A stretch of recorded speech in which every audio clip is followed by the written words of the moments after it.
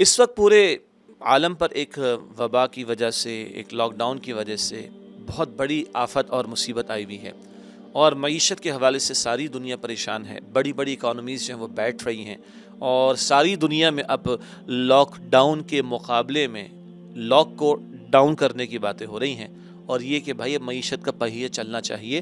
ہزاروں لوگ کیا بلکہ کروڑوں لوگ بے روزگار ہوتے ہوئے نظر آ رہے ہیں، اور اس تناظر میں حکومتیں اپنی اپنی اسٹریٹجیز کو اختیار کر رہی ہیں۔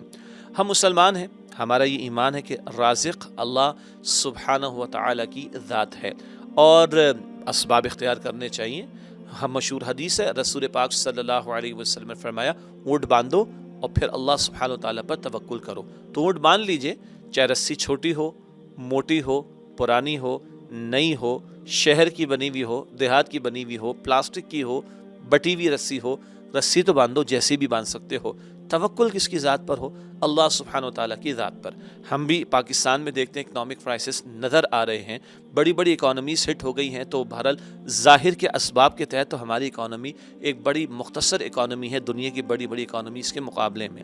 لیکن آپ نے سنا ہوگا، میں نے بھی پڑھا اور سنا ہے کہ دنیا کے بہت سارے ممالک نے سود کی شرح صفر کر دی اپنے ملکوں کے اندر۔ ایسا ہی ہے نا؟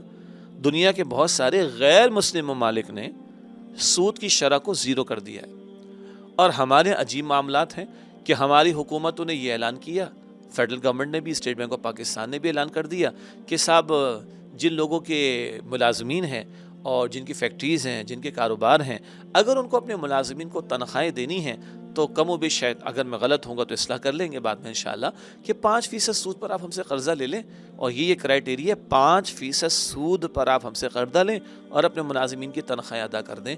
انا للہ و انا الیہ راجعون۔ اب نہیں سدھریں گے تو کب سدھریں گے؟ اب نہیں باز آئیں گے تو کب باز آئیں گے؟ اور مسلمان ہیں بھائی، لیکن اللہ اور اس کے رسول سے جنگ چھوڑنے کو تیار نہیں۔ غیر مسلموں نے سود کے معاملات کو زیرو کر دیا، اور ہم قرآن پڑھتے رہے، رمضان شریف میں سنتے رہے۔ جی قرآن کیا فرماتا ہے؟ فَإِن لَمْ تَفْعَلُوا فَأْذَنُوا بِحَرْبٍ مِّنَ اللَّهِ وَرَسُولِهِ۔ اگر یہ سود کے لین دین اور سود کے معاملات کو نہیں چھوڑتے تو پھر اللہ تعالیٰ اور اس کے رسول صلی اللہ علیہ وآلہ وسلم سے جنگ کے لیے تیار ہو جاؤ۔ استغفر اللہ۔ اللہ اور اللہ کے رسول سے جنگ کی حالت میں ہوں گے، مجھے معاف فرمائیے گا، دودھ کی نہریں بہیں گی ہمارے یہاں، ہمارے مسائل حل ہوں گے اور الجھ جائیں گے۔ تو یہ تو بہترین موقع ہے، دل بھی نرم ہونے چاہیے، رجوع اللہ کا معاملہ بھی ہونا چاہیے۔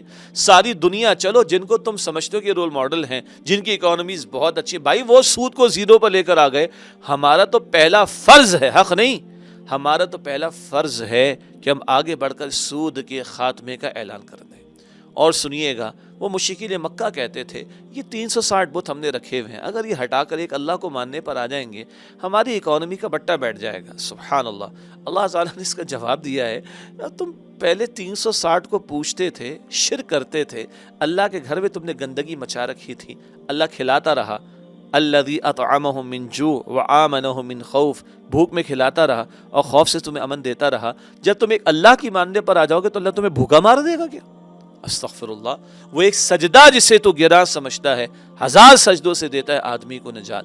تو میں تو ہمارے حکمرانوں سے ریکویسٹ کروں گا، بھائی ریکویسٹ ہی کر سکتے ہیں، ہمارے ہاتھ میں تو کچھ ہے، اختیار تو نہیں ہے۔ اللہ کے بندو، لوٹو اللہ کی طرف، پلٹو اللہ تعالیٰ کی طرف، یہ ایک بڑا بولڈ سٹیپ تو لو، یہ جنگ تو ختم کرو اللہ تعالیٰ اور اس کے رسول صلی اللہ علیہ وآلہ وسلم سے۔ جب حالت جنگ سے نکلو گے تو امن میسر آئے گا، عافیت میسر آئے گی، سہولت میسر آئے گی، آسانی میسر آئے گی، راحت میسر آئے گی، برکتیں بھی اللہ تعالیٰ ہمیں عطا فرمائے گا۔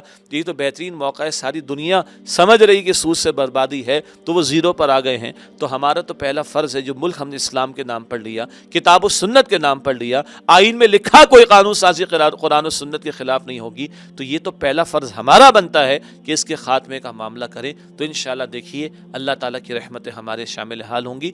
اللہ پورے عالم کو امن، سلامتی، عافیت عطا فرمائے۔ اللہ ہم سب کے لیے آسانی کا، عافیت کا معاملہ فرمائے۔ جو بھی مشکلات میں گھرے ہوئے لوگ ہیں، ہم تو دعا کریں گے اللہ سب کے لیے آسانی فرمائے، مگر دوا بھی تو کرے نا، اور دوا کرنے والوں کے پاس، جن کے پاس اختیار ہے، بس وہ تو ایک سگنیچر سے معاملہ ختم کر سکتے ہیں، تو کیوں نہ اللہ اور اس کے رسول سے جنگ ختم کر کے حالت امن میں آنے کی ہم کوشش کریں۔ اللہ تعالی ہم اس کی توفیق عطا فرمائے۔